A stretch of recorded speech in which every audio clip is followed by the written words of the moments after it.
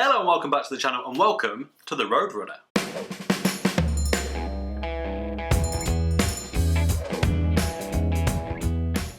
No, not the anthropomorphised cartoon, that's a hard word to say quickly.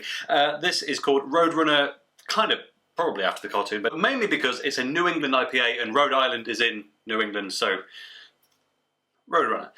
It's from Isle Brewery, hence I'm donning the t-shirt, which to be honest is getting a little bit small. I probably need to go back on the diet for a few weeks, but nevertheless, we're going to try this before we do. This is one of the beers I got while I was up in Scotland at the Isle Brewery a few weeks back, and it's just occurred to me it's not all that long until I go again, which means I should probably drink them to make room for more, right? That's how it works. This is one of their cans with not a great deal of information on it. I can thankfully read the title on the back. Don't know why they stopped doing that, but it is what it is. So here is a quick look at the can for you before we do. Not sure what the anchors represent, but pretty cool can nonetheless. Black Isle glass as always.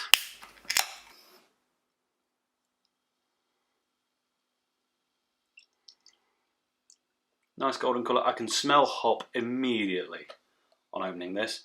Last couple of beer reviews, I think you could argue, have not been that beery. I feel like this might trump the trend.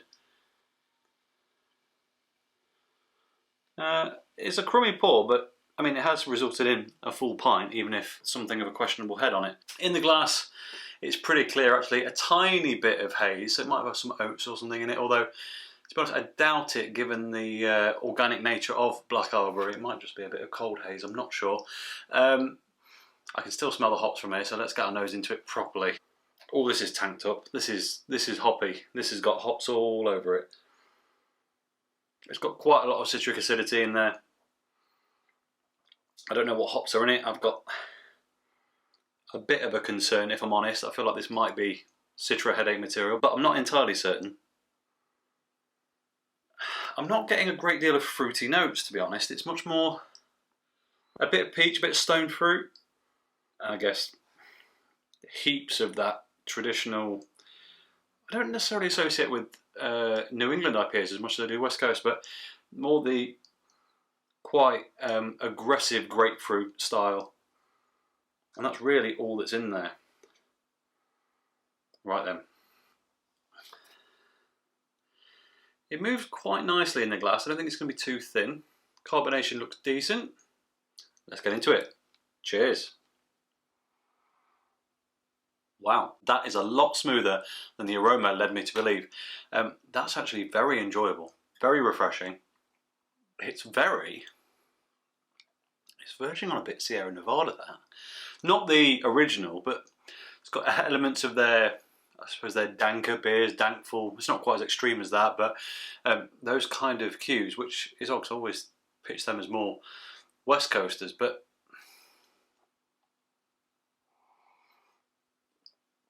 it's definitely got earthy, dank vibes. It's a bit grassy, not very piney though. Not much of the stone fruit comes through on the flavour, but the grapefruit remains, but has sweetened out a bit actually. This is pretty good. Overall, quite a bit sweeter than I was anticipating, but that's not a bad thing for me with this style. So, quick top to bottom taste test, then we'll take a look at the can. Initially, light carbonation and touch bitter on the front of the tongue. That blends into something really interesting. I've not really had this on a lot of beers before. That second phase, you actually start to get quite a lot of the malt bill. I mean, you get it on some darker beers, of course, but in this style particularly, it's something that's maybe reserved for the end of the palate. But no, second phase on this, you get quite a lot of the malt and a bit of that fairly astringent, but it balances it well overall. But the citric, acidic character of it. After that, you get the traditional big splash. It's still grapefruity, but a lot sweeter. And the dankness, that dank comes through. Earthy, resinous, all the key terms, you know what I mean. And then on the end, touch floral, touch grassy, still a bit citric. But this is just hops for days. The malt character never returns. But it's a damn decent beer. So, quick look at the can. Rhode Runner. This is a New England Pale Ale, referring to Rhode Island in case you're wondering about the spelling of the name, which means it's made with a Vermont yeast. Interesting. We haven't gone full soft mouthfeel, zero bitterness with this though, certainly not. It's got a bite from the dry hop but still retains soft character that's typical of the style. 100% organic, brewed in the Highlands of Scotland. That's interesting. Yeah, it does. It smells very West Coast, despite being effectively a NEIPA. That's because of the dry hop. When it comes through, it does soften it quite a lot.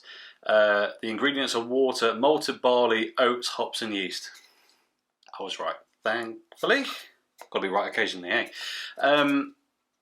Black Isle Brewery, Inverness, made in Scotland. It's vegan friendly. That's all it really says about it. It doesn't tell us what hops are used. And that is it. But I feel it's been quite a quick review, but I'm really digging this. This is a very nice midway because, let's be honest, unless you're a big fan of NEIPAs or West Coast style IPAs or pales, as this is 5.3% by the way. I'm not sure if we covered that, which I'm glad they termed it a pale and not an IPA at that volume. But whether unless you're a big fan of either of those particular US styles, which some people are, I'm not. I think there are some who can execute both styles especially well, and I think there are examples of both styles that are tragic disgraces to beer, if I'm honest. But this is a really nice blend of the two.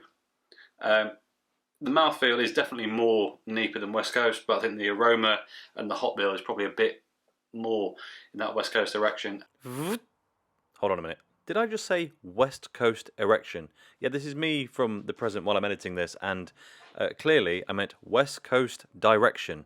I'd like to offer a reasonable explanation, but I can't, so apologies for that Freudian slip, and return. Overall, if you like your American beers and you like clean, properly well-balanced British beer, then I think this you'll really enjoy. And I really have nothing else to say about it. So, as always, thank you very much for watching. If you enjoyed this video, please like it. If you haven't already, subscribe if you will be so kind. And I'll catch you next time. Cheers.